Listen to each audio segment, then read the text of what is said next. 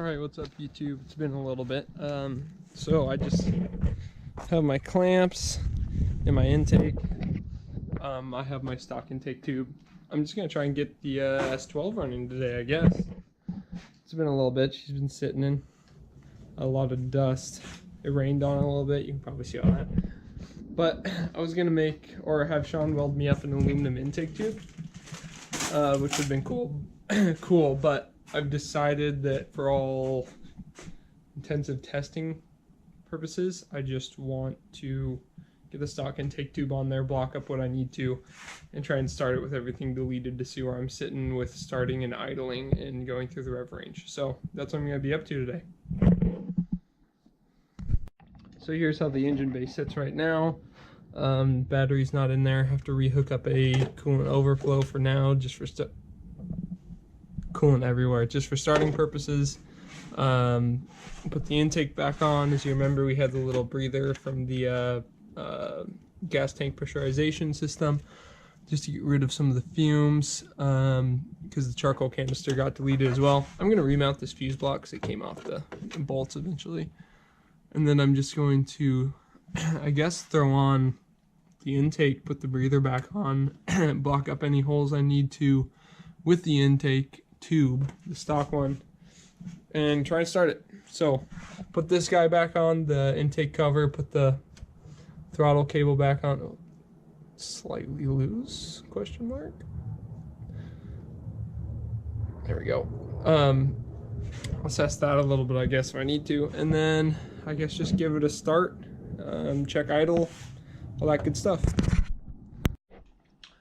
Well, what I wanted to get done today is not going to get done, because I thought I measured everything correctly with the couplers I had, and I didn't. So the whole thing with this car is that it had a rough idle, and I remember on my first S12, it was a Turbo 4, the C18 ET, so a single overhead cam. When I put a cold air on it, or a cone filter, not a cold air, had a rough idle issue. It would start up fine, it would warm up, it would run fine, go through the rev range absolutely perfectly, but sitting at idle, it would kind of stumble.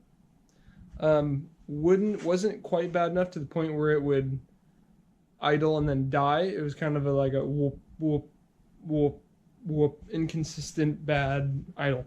This car kind of did something very similar. So they had a shoddy cone filter set up on this, and the cone filter was definitely too close to the MAF for this car's liking, at least. And it was just this crappy AutoZone Spectre intake. So I wanted to run the HKS mushroom filter, give it a little bit more room for the MAF to process.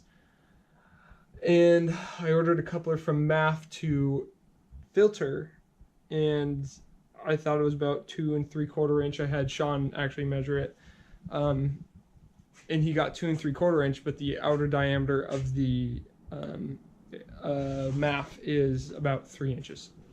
It's like 3 and an eighth. So I have to order a new coupler for 3 inch to 3 1/4 inch, which is 3 1/4 inch is the diameter of the, or the outer diameter of the mushroom filter. So what I wanted to get done today can't get done because of one silly little coupler. Unfortunately, it's not a common size, so I have to order it, which means it'll be here on like Tuesday or Wednesday, because Amazon Prime won't deliver on Labor Day, I don't think. But they have some good couplers on Amazon. I got HPS hose clamps, but anyways, it's shot. This is as far as I got. Things are just hooked up, intake's back in place. MAF goes here from a coupler, and then I'm gonna do it's a 90 coupler to get it away from the fans. I mean the fan and the belts. And I was gonna do another 90 coupler to sit the air filter right here. So it would give it an extra, I don't know, 3 or 4 inches at least, for the MAF to process air coming in, and then from there I can adjust the idle. And yeah, just can't get that done. So I guess this video will get picked up. I'll be in a different shirt, probably looking very similarly, but with the correct couplers. Okay, so last time you saw me, different haircut. It's been like 3.5 weeks since I filmed the last clip, and it was all a jumbled mess. So I'm not going to add that in the video. So we're starting fresh with S12 build stuff. And guess what?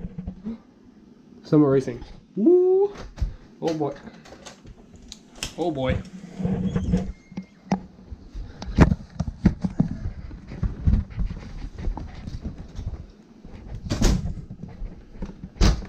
That's close.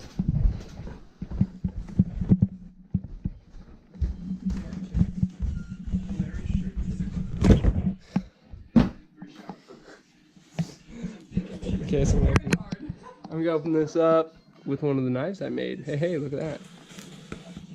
If I can find the central seam. It's freaking warm in this house. I'm tempering a knife that I made. Okay. Oh! Oh yes. Rear suspension for the S12. Yes! So this is Foxbody rear KYB AGX adjustable dampening struts, which fit on the rear of the S12 and put it at a very nice height. Let's see, come on. It's supposed to be super motion sickness for people watching.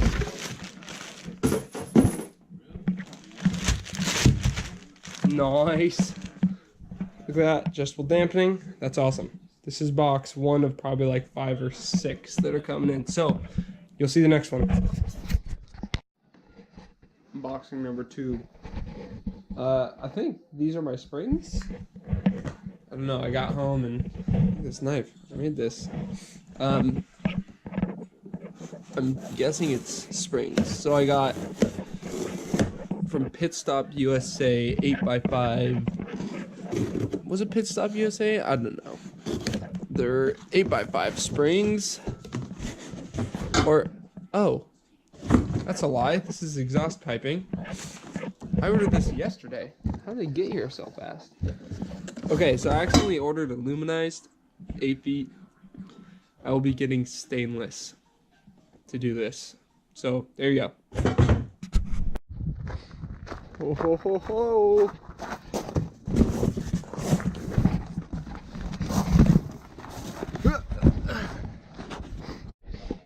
Got another package.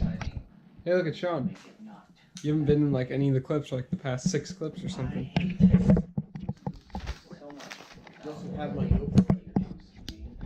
True. Yeah. So I think these are rotors. Maybe. Let's see. Oh, I shouldn't show you that. Perform sales. It doesn't say. They're my springs. Haha.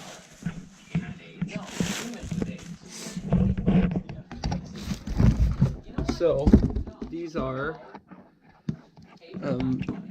5x8, 500-pound rear springs by Suspension Spring Specialists. You can get them at Pit Stop USA.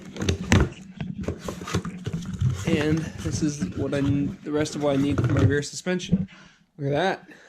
Nice. I should have another package here soon. Hey man. Oh, we're doing the Zoom thing again. Yeah, man.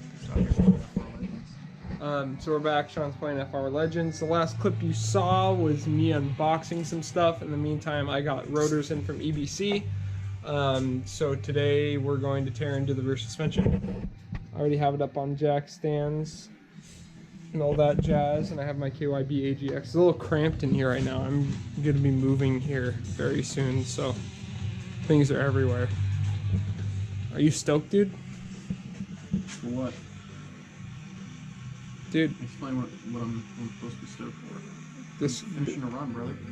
Cars. You can leave me hanging, dude? Oh, well. Thanks, man. I'm gonna try 5. Okay, so we just got one of the wheels off, and I recall him saying that there were spring compressors in the rear, which sketched me out a little bit. But look at this, some U-bolts and some. I mean, to be fair, those are just spring compressors essentially. They are, but they're not for this purpose. You should use these to compress a coil. No. I mean, anytime where you compress a spring and then drive on, it's fucking sketchy, but... Yeah. So the purpose of that is just to compress the spring so that you can get it out if you need to do so. These were driven on, so there's that. But on the plus side, it's pretty clean in here, which I'm happy to see. The rotor actually is, oh, it's pretty good. Just a little rusty because it hasn't been used. And look at how small that rear brake is. I'm gonna do some more research on a bigger rear brake swap or maybe a dual caliper setup. That'd be cool. Oh, those fuckers. Good little. That's good. Okay, so we're just gonna get to ripping apart this rear end. Okay, Sean's still playing FR Legends. I have moved. I'm joking. He hasn't just been sitting there the whole time. He actually helped me get the rear spring out. So we got the rear spring and shock out. Super simple. The shock, I threw it in the junk pile because this all has to go to the dump. LOL. Mostly my dad's stuff. It's just those two nuts on the top and the one nut and bolt on the bottom, and then you step on the hub to get the really sketchy compressed spring out. So there you go. I'm gonna start putting in the new KYB AGX stuff, Foxbody rear struts, and the 5x8 500-pound springs from Suspension Specialists. So I'll give you an update. Okay, so little issue that will happen with these cars if you're using Foxbody rear suspension, or at least the struts. As you can see, that's pretty thin.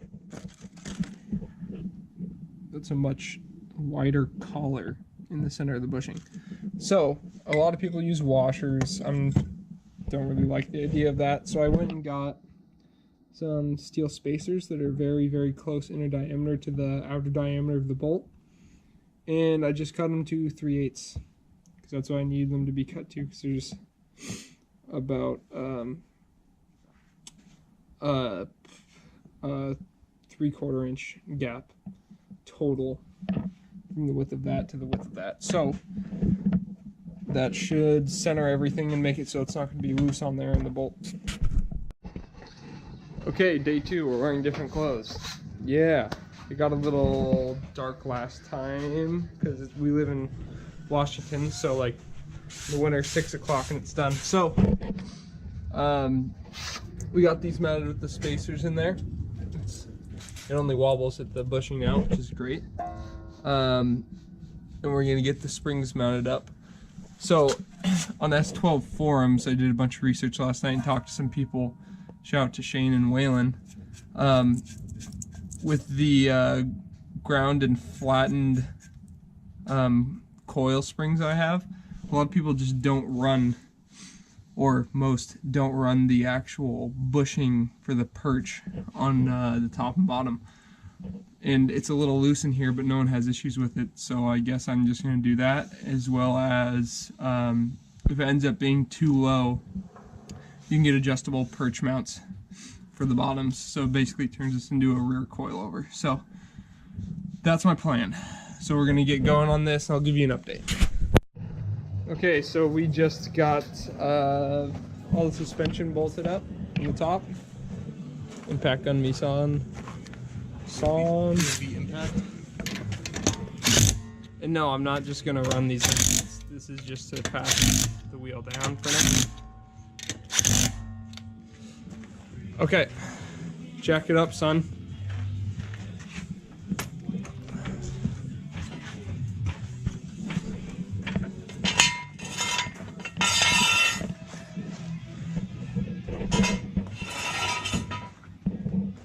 Alright, watch your hands. I'm gonna drop the hatch for now. Okay. I'm going to, because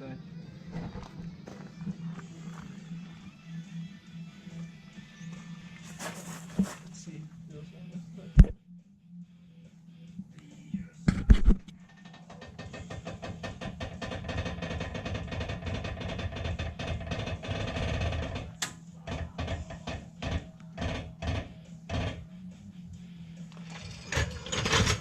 Sweet Lord. And it still has to settle too, so she Good height. is much lower.